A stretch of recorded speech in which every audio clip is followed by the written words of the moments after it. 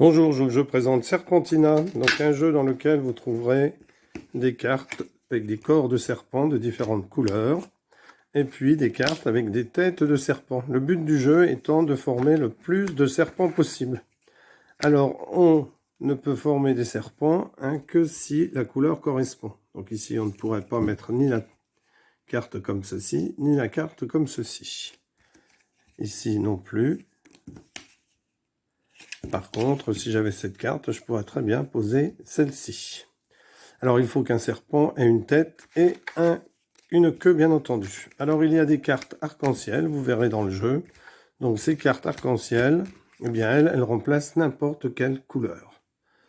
Donc, ici, je pourrais très bien mettre la queue à ce serpent. Donc, comment est-ce qu'on joue? Eh bien, déjà, toutes les cartes, nous allons les placer en éventail. Donc on place les cartes en éventail et c'est à chaque joueur de tirer au sort une carte. Donc le premier joueur par exemple tire une carte et la pose devant lui. Donc il a une tête. C'est au joueur suivant qui tire une carte et la pose devant lui.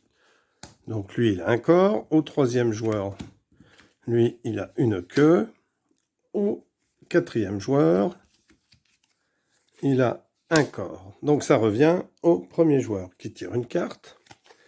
Donc lui, il ne peut pas la mettre tout de suite, donc eh bien, il la décale par rapport à sa tête, parce qu'ici c'est jaune et violet, et ici c'est orange et violet.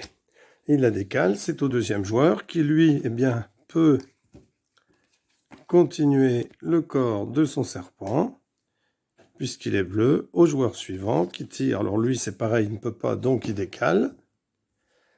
Au quatrième joueur, donc lui, il a une tête, eh bien, il peut tout à fait ici mettre la tête.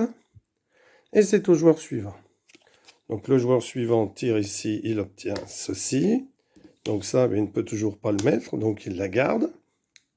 Alors, ce joueur-là va jouer, ce joueur-là va jouer, et imaginons que ce joueur-là tire une carte, eh bien par exemple celle-ci, donc il peut allonger son serpent.